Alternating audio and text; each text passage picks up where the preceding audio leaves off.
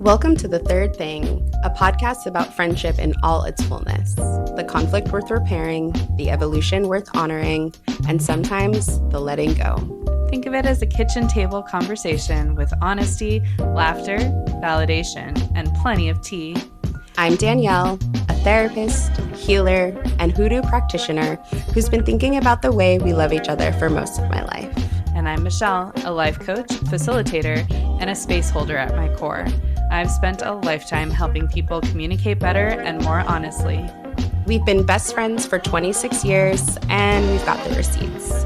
We've done the work, and we want to share what we've learned. The tools, the hard parts, the things nobody taught us. There are a lot of people figuring out their friendships without a roadmap, so we're pulling up a chair.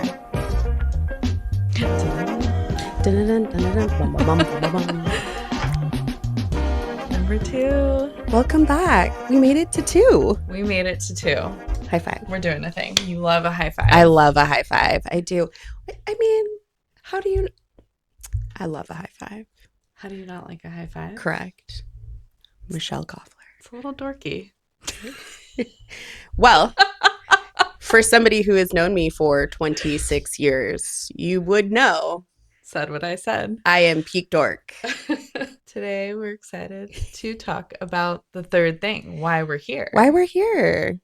One thing that came up, I love to say, I read it somewhere, but we all know it was on Instagram Reels, was if you were in a coma and you woke up with no memory of who you were or any of your past, who would you want to tell you who you are? And it's such an interesting question because of all of the close relationships in your life. Each person holds this different piece of you. Mm-hmm. Your mom knows you in a certain way. Your siblings know you in a particular way. Your partner who's with you every single day. But for me, it was this really, it was pretty instant, I'm not going to lie. I was like, Danyelle, my best friend, because you have not only known me for so long, which is very fortunate, but you have seen me and loved me through so many iterations of myself. Yeah. And I have shared some of the more intimate corners of who I am in a way that you can't always share with a partner. And it is a big part of what got us talking about the third thing, this value of friendship, like the true value that if I didn't know who I was, who is the person who would tell me? Like that's really important. Yeah. And she immediately sent it to me because it was on IG. It was. We do read them. I do. I get the Chronicle. Yeah. Yes. Only on Sundays. It's a lot of pressure, but I'm working on it. You know. And there's something about reading that question and being like, yes, of course. That same, not even getting like halfway through the question and being like, Michelle, correct? Correct. And what you're speaking to is the parts of myself that I let you in fully, that I open all of my doors. And as you were talking, you said, oh, your mom, your siblings, oh my goodness, love you, and how my life would be skewed if I left it up to them. My brother would have some things to say. You know, I feel really fortunate in that my sisters might over-index on how highly they esteem me. Don't get me wrong. We had our fair of shit, as any sisters do, but would they be as honest? Yeah. And I think honest in the ways that actually feel authentic, not honest in the ways of how they want you to be. And for me, I think that's why it is you, because that authenticity is so at the core and center of our relationship. And, you know, even when we've had these moments of weaving closer or farther apart, there was still this snapshot. There was still a connection. And so waking up and being like, who am I? Tell me my life. And that safety that we've nurtured over the years to be able to reveal different categories and stories and dark corners, if you will. The basement. I mean, that part. And, you know, that again, that's what this show is about. We literally planted this seed after being together for an entire day. And I should say we were together for the first time, you said maybe in years, Maybe. that it was just the two of us for consecutive hours. Typically, it's partners, kiddos, a party, other humans, and it was just us for hours all day. And I left feeling so full. And there was a remembering. And what it got me thinking about is how society has saturated the market or saturated our brains about romantic love and how romantic love is the peak, it's the pinnacle, it's the top of the mountain. Once you arrive there, you have made it. And it is at the expense of platonic love. I am guilty of that in relationships that I've had. And it comes at a real cost, not valuing relationships across a spectrum, Mm, putting them in this kind of hierarchical way creates separation. mm, It creates these moments where you are putting so much on your romantic partner. And that one person isn't supposed to be the person carrying everything, right? In the before times, we had villages, we had these deep communities where everybody held a little bit of you. mm, And now we really do put it on that one person. As somebody who thinks of themselves as a relationship anarchist, being in a place where not ranking relationships has been work and learning that language. I think about this idea of big love, love being mm. expansive, love not being a pie. And we grow up thinking it is. If I take a slice of your pie, it takes away from your wife, your daughter, and it's this balancing of the scale or imbalancing of the scale. And we're really here to talk about the ways that we rebalance that scale and give platonic love its flowers. I also think in this context, it's important to mention familial love because that's often both the first kind of love that we witness between our parents and our siblings, and even within their relationship. And maybe it doesn't get quite the attention as romantic love in terms of cinema, or you're not doing always doing date nights with a parent or a sibling and investing in that way, but there is this expectation that you will Mm-hmm, maintain those relationships and attempt to repair over time regardless of what has happened. And with both, there's this real effort put into maintenance. mm-hmm, I spend holidays with my family, I invite them to my graduation. There's this investment that's inferred through familial love that, again, we're just acknowledging that friendship love is getting, pieces of this mm-hmm, love and care. And we've both benefited from giving it more investment over mm-hmm. time. And, as you're saying that, I'm really thinking about how growing up, what we saw in media, what we saw on every television show was quintessential princess needing to be found and fixed by her prince. And every rom-com, shout out to Fool's Russian. That was Oh my my God, that was so my good. so good, so good. And that movie does not stand the test of time on multiple layers. Most of them don't. And I say that because growing up, that's what I was looking for. I was looking for that type of love, that type of save me. I'm gonna put myself in a box so I can be loved, so I can have this romantic partnership. I think about, yeah, the Disney princesses. I think about the rom-coms. I mean, let's talk about our sweet friends Elsa and Anna Oh, and how much, well, first of all, love that ends talking about sisterly love and doesn't necessarily put romantic love at the forefront, but how much they might have benefited from having some communication skills that allowed them to be able to discuss what was keeping them apart instead of Mhm. literally shutting out your sister for over a decade. Yes. But I digress. My romantic comedy of choice was Pretty Woman. Ah, And classic. interesting that I'm just now thinking at the end, she moves out from her best friend and moves sort of on to her new life. Mm-hmm. Mm, Mm-hmm. mm. It has been fed, ingrained. It's in everything that we do. You go to college and then you go to find a partner, you Yeah. know? And again, we're here to say friendships are deeply, deeply important.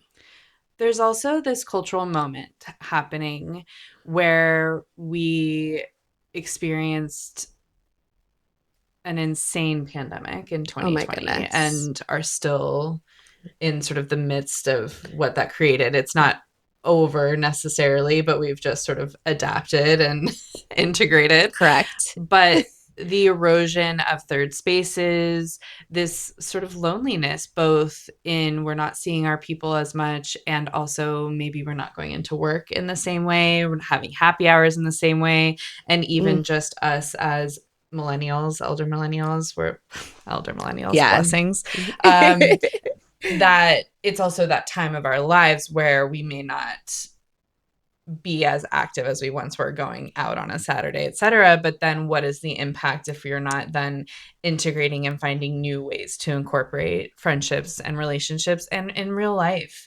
The difference of being able to experience energy together, to give someone a hug Oh my and really just goodness. share space, which is what you were talking about in the beginning of the day that we spent together. We walked, we sat and shared a meal, we sat side by side in my living room and pulled tarot cards, and the magic that's created when you're in a physical space with someone. That's not to say that a phone call or a Zoom can't have Yeah. impact, but sharing physical space is not only important, but I think we're getting less and less of that. Hmm. And we're in this digital landscape Hmm. where you're seeing what other folks are up to. Hmm. And back in the before times, as you say, if you went on a vacation with someone else, I wouldn't necessarily know. You would have to call me and be like, hey, I went on a vacation without you. Hmm. But that's not the reality that we're living in. And we've embraced this and incorporated it into our day to day lives, but we didn't necessarily grow the skin to be able to manage what does that look like when I am watching other social interactions but not getting to participate in them. Absolutely.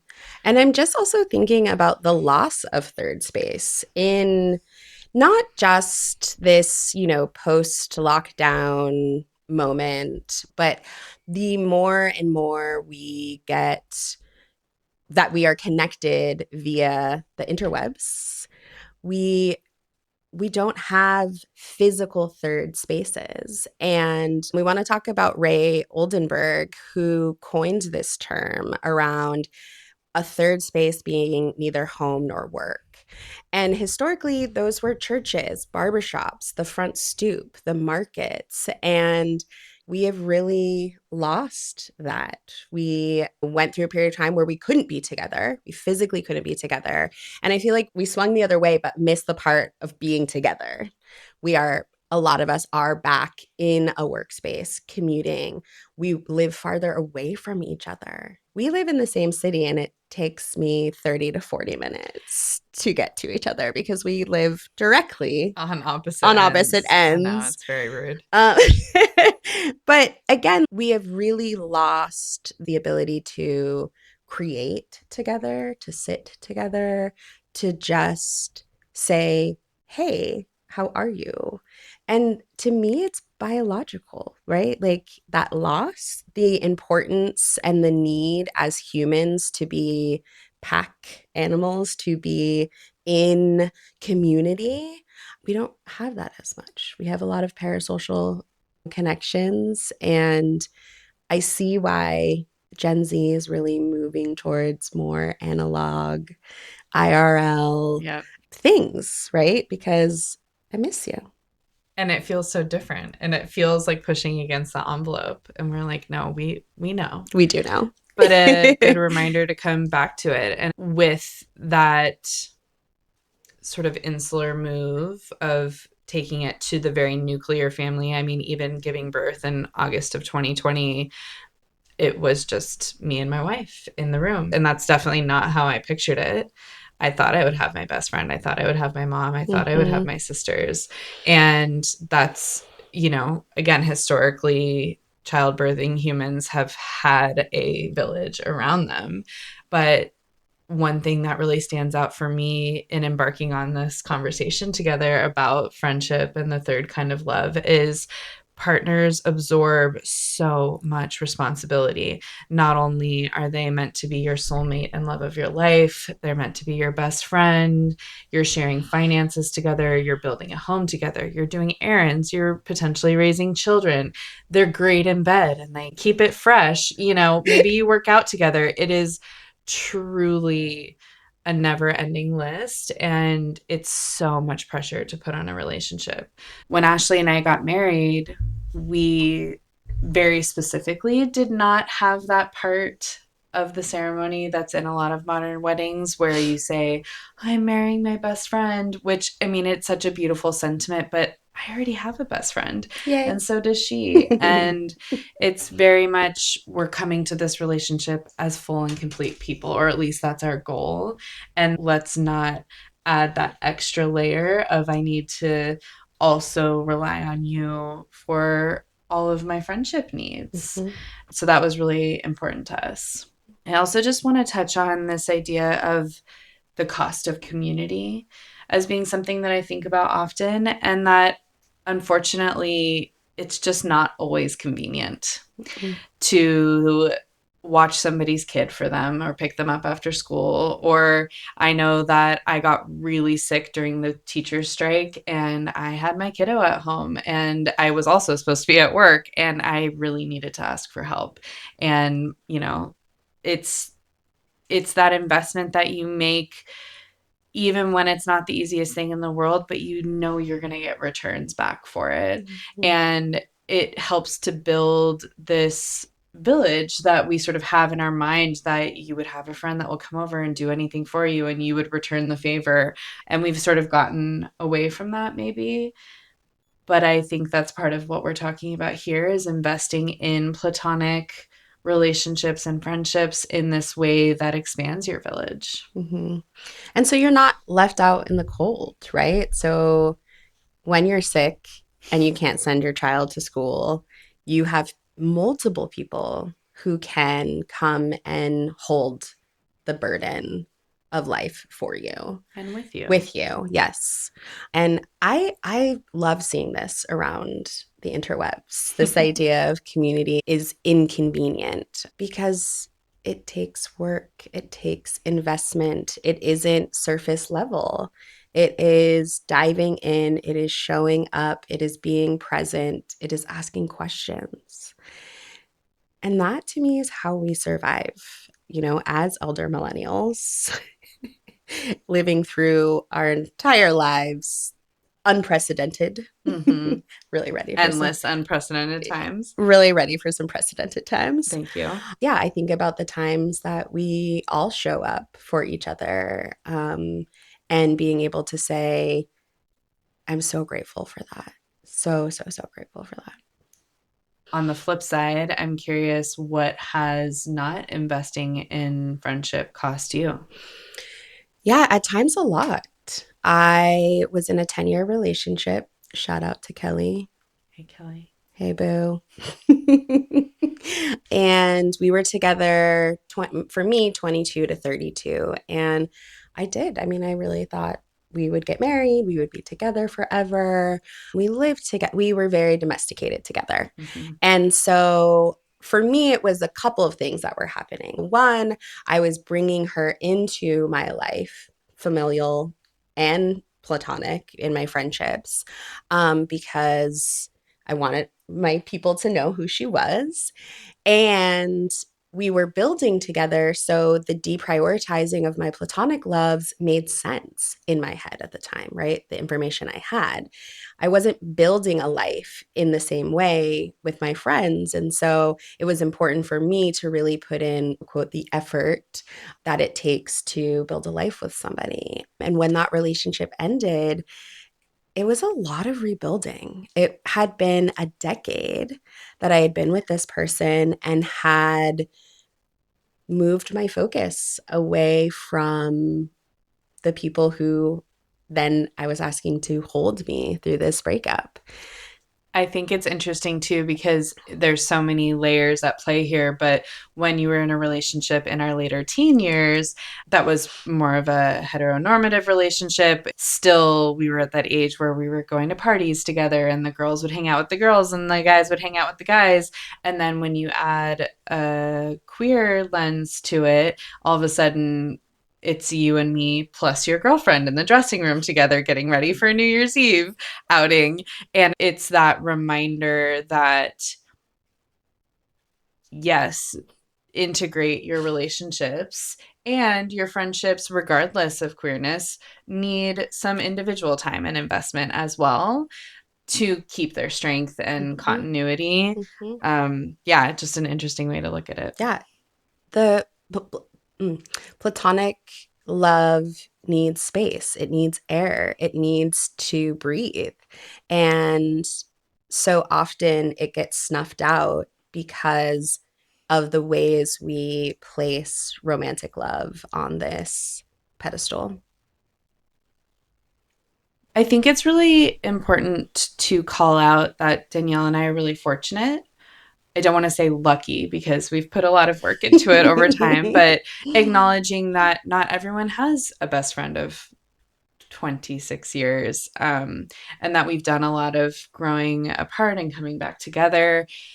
But there may be people listening who are wanting that kind of friendship or who are curious about reinvesting now that they're at a certain phase in their life or building anew, whether that's because you've moved geographically or you're ready Mhm, for a friendship and relationships that meet you where you are now. mhm. And I think that there's something for everyone and you're welcome here.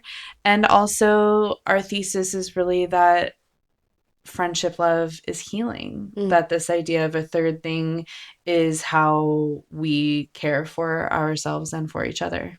I'm so glad that you said that because we want to let folks know that everybody is welcome, whether you mirror us or you're in a place in your life where you are rebuilding and everything in between, behind and forward of that.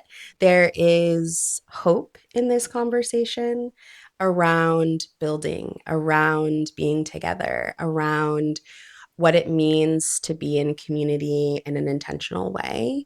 We do hope that in hearing our stories, our wins, some of the things that didn't go as well for us over the last 2+ decades, you're getting something to apply in your friendships, in your community, with your platonic beloveds.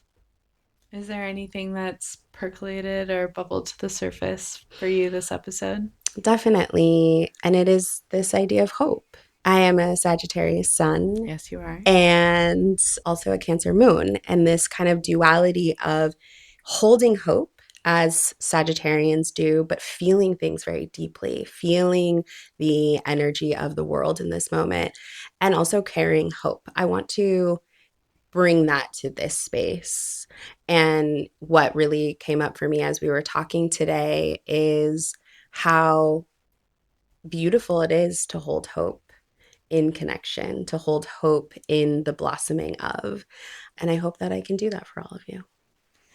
For me, I think it's this idea of the rejection of the status quo. Yes. You mentioned it with the Gen Zers sort of rejecting this digital landscape that they were born into and really adopting a more analog in real life kind of experience. And to me, it feels like the rejection of this moment is a return to the before times Mm-hmm. where we were able to lean on each other and cultivate community in a way that upheld a way of life that is joyful and connected and supportive and rejects this idea that success can only come from doing something alone, Mm-hmm. that you have to pull yourself up by your bootstraps, Mm-hmm. and that doing something by yourself is the only way to achieve success. So I'm excited to explore that together. I love that so much. And I'm hearing this like, it's not weak, you know?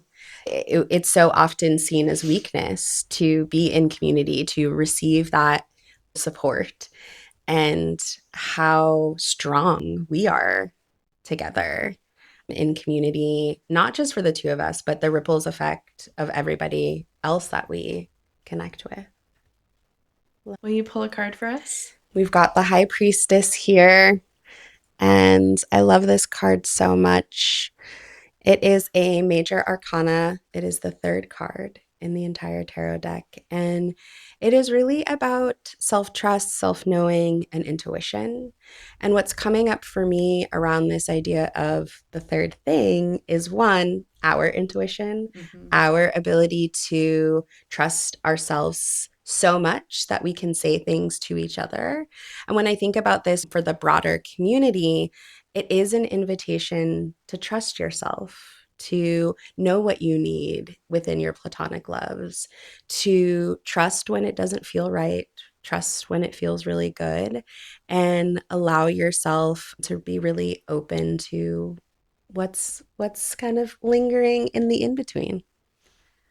And I love this invitation, and I'd like to offer an invitation to our listeners to take an inventory. Where are you at with your third thing, with your platonic friendships, and where might there be space for growth, for repair, for deeper connection? Mm-hmm. And where are you or could you be building more community around that? Yeah.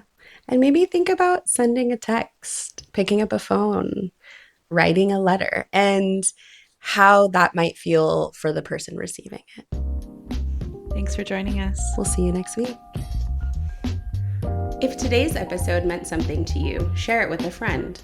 Find us on Instagram at The Third Thing Pod, and everything we're building lives at www.thethirdthingpod.com. Episode notes, our workbooks, all of it.